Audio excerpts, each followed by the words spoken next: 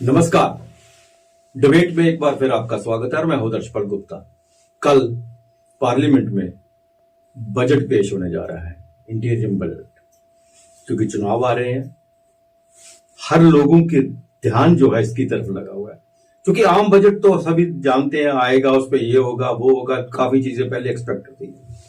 लेकिन इस बजट में लोग कुछ ज्यादा एक्सपेक्ट कर रहे हैं, क्योंकि ये बजट जो है चुनावी बजट हो, चाहे छोटा ही होगा, लेकिन चुनावों को मद्देनजर रखते हुए ये बजट जो है कल पेश किया जाएगा। लेकिन सबसे जरूरी चीज है जिसका चुनावों के साथ वास्ता नहीं है, वो है डिफेंस, रक्षा संबंधी बजट क्या होगा। कल का जो बजट होगा उसमें डिफेंस बजट कितना होना चाहिए, क्या स्थिति होनी चाहिए उसमें, क्योंकि जिस तरह से एक तरफ से चाइना, एक तरफ से पाकिस्तान, जो हमारी इंटरनल पोजीशन है, प्रॉक्सी वार चल रही है, इसलिए डिफेंस का स्ट्रांग होना बहुत जरूरी है। आज हमारे साथ है डॉक्टर विजय सागर दीवान। इनसे हम जानना चाहेंगे, क्योंकि एक्सपर्ट हैं, डिफेंस एक्सपर्ट हैं, इन्हीं से हम जानना चाहेंगे कल के बजट में क्या एक्सपेक्टेशन है, क्या डिफेंस के लिए होना चाहिए। थैंक यू वेरी मच आदर्श जी, आपके दर्शकों को मेरी तरफ से शुभकामनाएं। जो डिफेंस बजट एक है, ये ऑलवेज एक टाइट रोप वॉकिंग होती है इन अ कंट्री लाइक इंडिया, जो कि एक डेमोक्रेसी है। यानी कि हमारे यहाँ, चूंकि हम थोड़े डेवलपिंग नेशन हैं, हमारे यहाँ प्रॉब्लम्स पॉवर्टी की भी हैं, हेल्थ की भी हैं, एजुकेशन की भी हैं। एट द सेम टाइम हम लोगों ने, इफ आई मे से सो, 1947 ऑनवर्ड्स हमने कुछ पंगे ले लिए, लेट्स से पाकिस्तान, चाइना, अभी और थोड़ा और जो निकल रहे हैं बाहर। तो डिफेंस की जो हमारी रिक्वायरमेंट्स थी वो बहुत ज्यादा पॉइंटेंट थी। तो ये जितने भी प्लानर्स होते हैं, इकोनॉमी प्लानर्स और इवन पॉलिटिशियंस, तो उनको ये बड़ा बैलेंस करना पड़ता है कि जो पैसा तो लिमिटेड है, अभी इसको हम लोगों के health care, education, poverty alleviation और दूसरे तरीकों पे खर्चें, या फिर अपनी डिफेंस को स्ट्रांग करें। यानी कि या तो हम नॉर्थ कोरियन मॉडल अब अख्तियार करें, ये लोगों के पास खाना नहीं है ना सही, बट हमने मिसाइल्स और न्यूक्लियर बॉम्ब जरूर बनाने हैं, और यहां फिर हम चलें जैसे यूक्रेन ने किया कि हमें डिफेंस विफेंस से कोई मतलब खास है नहीं, देखा जाएगा, और आज देख लीजिए उनका क्या हाल हो रखा। तो ये दो स्ट्रीम मैंने आपको इसलिए बताई है ताकि आपके दर्शकों को ये समझ आ जाए कि इन दोनों की ये एक किस्म का विरोधाभास है।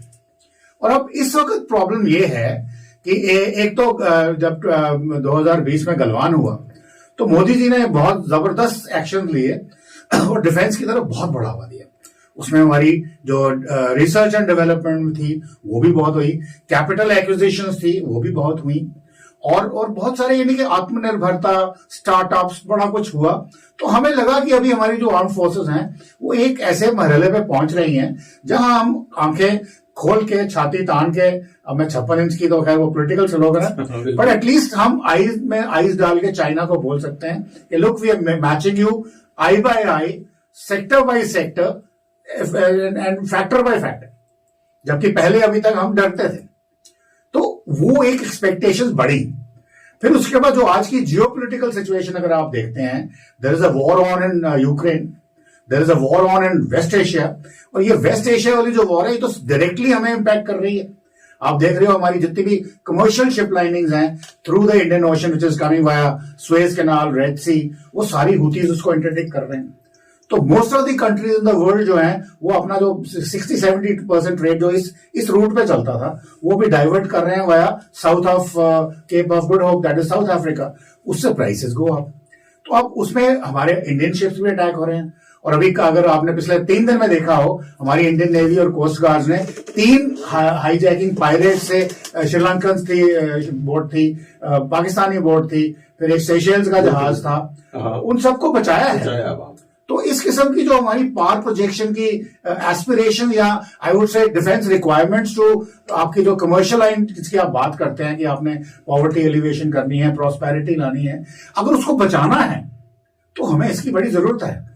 और दूसरी तरफ अगर हम देखें, ये इलेक्शन ईयर है और ये शायद ये वोट ऑन अकाउंट है या इंटरिम बजट, जो भी आप टर्मिनोलॉजी डालें, अब गवर्नमेंट को वोट भी लेने हैं। तो अब कल ये देखना बड़ा मजेदार होगा कि ये क्या बजट आता है, कैसे टाइट रोप वॉकिंग करते हैं। पर जो आंकड़े हमें सूत्रों ने बताए हैं वो लगता है कि defence budget is likely to be 5,94,000 crore. But उसका जो हमने ब्रेकडाउन देखा वो फिर कोई बड़ा हार्टनिंग नहीं है। अब हमारी आज की डेट में देखिए, अगर हमारे पास वेपन्स शेपन्स है भी हैं तो वो भी ऑब्सोलीट होते हैं। ये नहीं कि आपने एक बार रफेल खरीद लिया तो आप 1000 साल चलेगा, 30 साल के बाद उसकी भी अपग्रेडेशन, लाइफ बढ़ाई जाएगी, अपग्रेडेशन की जाएगी, फिर उसको एक दिन उसको छोड़ना पड़ेगा। तो वो कैपिटल एक्विजिशन अगर आज की डेट में, हालांकि गवर्नमेंट क्लेम कर रही है कि हमने इसको 30% पिछले साल से बढ़ाया, पर आज अब मेरे को परसेंटेजेस को छोड़िए, फिगर्स में बोल रहा हूं, वो आती है 1,63,000 करोड़, विच इज नथिंग। ये शायद मेरे ख्याल में हम अपना एक आधा एयरक्राफ्ट कैरियर बनाएंगे, एक दो न्यूक्लियर सबमरीन बनाएंगे और शायद एयरफोर्स के 24 रफेल्स खरीदेंगे, सारा कैपिटल एक्विजिशन खत्म। तो what about the latest tanks जो आपको, जोरावर टैंक्स आपको चाहिए लद्दाख के अंदर, हॉविट्जर जो चाहिए, एंटी टैंक हेलीकॉप्टर्स चाहिए, अपाचेस जो आप ले रहे हैं, हैवी लिफ्ट एयरक्राफ्ट जो C-17, C-295 जो एयरफोर्स के लिए आपको चाहिए, तो वो कहां से आएंगे? तो अगर आप मेरे एज ए डिफेंस एक्सपर्ट पूछे तो मैं तो चाहूंगा कि इसको बढ़ाओ, परंतु हम मानते हैं कि हमारे देश की जो स्थिति है इसमें काफी सारी कॉन्ट्राडिक्शंस हैं, लोगों को खाना भी खिलाना है, दावा तो बहुत कर रहे हैं, हमारी इकॉनमी बहुत ग्रो कर चुकी है, बहुत ज्यादा, लेकिन दूसरी तरफ इकॉनमी जब ग्रो कर रही है, 594 लाख का जो बजट डिफेंस का आप एक्सपेक्ट कर रहे हैं, 5,94,000 करोड़, तो आपकी एक्सपेक्टेशन क्या है, कितना होना चाहिए? देखिए, मेरी एक्सपेक्टेशन, ये सवाल मुझे कल भी किसी जर्नलिस्ट ने पूछा था, मेरी expectation would go to the moon. I would like to be the largest navy in the world, largest air force in the world, largest ground forces firepower in the world, अगर मुझे पूछा जाए। पर अगर कंजर्वेटिव तरीके से भी अगर हम इसको एक एनालिस्ट की तरह या एक स्ट्रेटेजिशियन की तरह हमारी डिफेंस रिक्वायरमेंट्स को एक कंजर्वेटिव तरीके से भी आंकें, तो मेरा मानना है कि आज ये जो हमारा बजट 1.9 और 1.89% ऑफ द जीडीपी है, ये कम से कम 4% ऑफ द जीडीपी होना चाहिए। छोटे मायनों में बोला जाए तो डबल होना चाहिए। नंबर 2, मेरा जो रिकमेंडेशन रहेगा कि जो हमारी पेंशन्स हैं, जो हमारे एक्स सर्विसमैन हैं, वेटरन्स हैं, ये पेंशन का जो पोर्शन है, ये बहुत सारे कंट्रीज में डिफेंस बजट का पोर्शन नहीं होता है। This should be a separate head somewhere else, it should not be included here.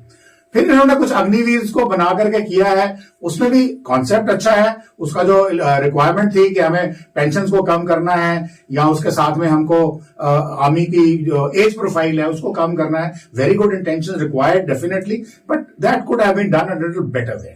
वो उतनी ही कंटेंशन हमारी है। कहीं ऐसा तो नहीं लग रहा कि जो बजट जो आएगा कल, कि इनका मेन जो फोकस होगा वो होगा कि हम इलेक्शन किस तरह से जीते? हम इस वक्त तो मोदी सरकार इसी उम्मीद पे बैठे कि हम तो नेक्स्ट जो बजट है, जैसा आज प्रेसिडेंट की स्पीच के बाद कहा, एड्रेस करने के बाद कहा उन्होंने कि हम जल्दी ही पूरा जो बजट पेश करेंगे। उनका कहने का मतलब यही कि मैं खुद आके दोबारा बाकी का बजट पेश करूंगा। अगर यही बात उनके दिमाग में ये रही कि कोई नहीं, डिफेंस काम कम कर रहे थे, आते ही हम डिफेंस कोर बढ़ा देंगे, ऐसा तो नहीं। देखिए, अगर आपने राष्ट्रपति हमारी जो द्रौपदी मुर्मू जी है महामहिम, अगर आपने उनकी स्पीच सुनी हो तो उनकी स्पीच में ऐसा लग रहा था कि एक 5वीं क्लास का बच्चा गिना रहा है कि मेरे पास 4 टॉफियां हैं, 5 खिलौने हैं, 6 कॉपियां हैं, एक ये है। उन्होंने कोई स्ट्रेटेजिक लेवल कहां से जाती है, वहां से जाती है, उनको पढ़ना होता है प्रेसिडेंट को, जो भी उसकी, तो मैं महामहिम के ऊपर कमेंट नहीं कर रहा। उनको जो स्क्रिप्ट दी गई है, वो बीजेपी की जो गवर्नमेंट है उसका फोकस बिल्कुल वही है कि बताया जाए कि हमने क्या क्या किया है। और ऐसी छोटी छोटी चीजें उन्होंने की जो अच्छी भी लगी कि अगर हमारे कंट्री में ये हो रहा है। अब कितने लोगों को पता है कि डिजिटल पेमेंट्स में we are number 1 in the world. हम जितने हम जो क्रेडिट कार्ड यूज करते हैं, वीजा, मास्टर कार्ड, वो पैसा तो बाहर अमेरिकन को जा रहा है, उनकी कंपनीज को। अगर हम अपना यूपीआई जो मोदी जी ने लगाया इसको यूज करें, ये पैसा हमारे वापस आ जाता है।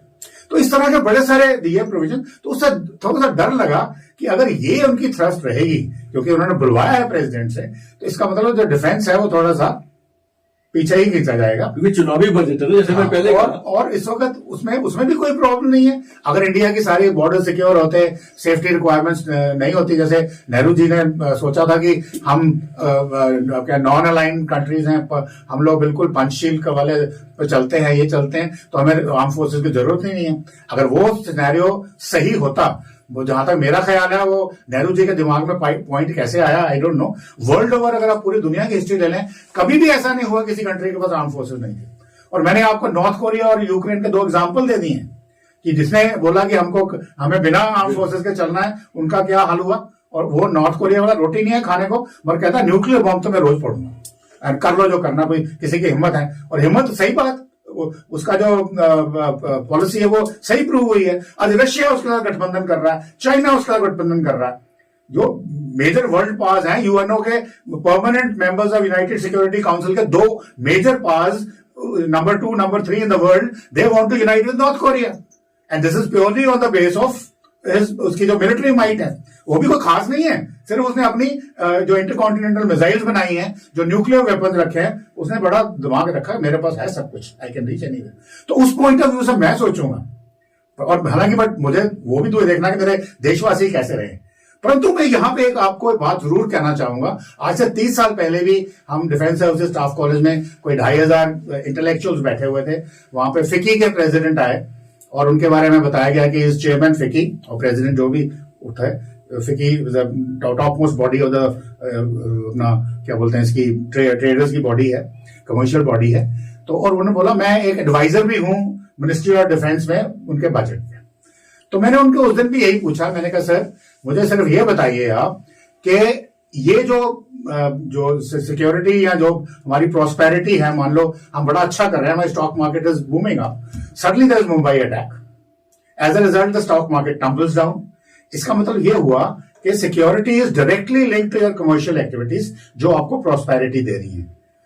तो अगर ये बात सही है तो मेरा सवाल सर आपसे ये है कि आपने, अगर आप उसको सही मानते हैं और आपने डिफेंस बजट को एक नॉन प्लान एक्सपेंडिचर रखा हुआ है और बाकी को प्लान एक्सपेंडिचर रखा हुआ है, तो होना ये चाहिए कि अगर आप प्लान एक्सपेंडिचर में अगर मान लो आप कोई गाड़ी खरीदते हो, उसके ऊपर पेंट करते हो या उसमें कोई सेफ्टी फीचर लगाते हो, तो वो भी प्लान के अंदर ही आना चाहिए, ना कि नॉन प्लान रखना चाहिए। और अगर आप मेरी बात से सहमत हैं तो मुझे ये बताइए, अगर सहमत नहीं है तो मुझे ये बताइए कि आप क्यों सहमत नहीं है, और अगर सहमत है तो मुझे ये बताइए कि आपने इसके लिए मिनिस्ट्री ऑफ डिफेंस में क्या किया।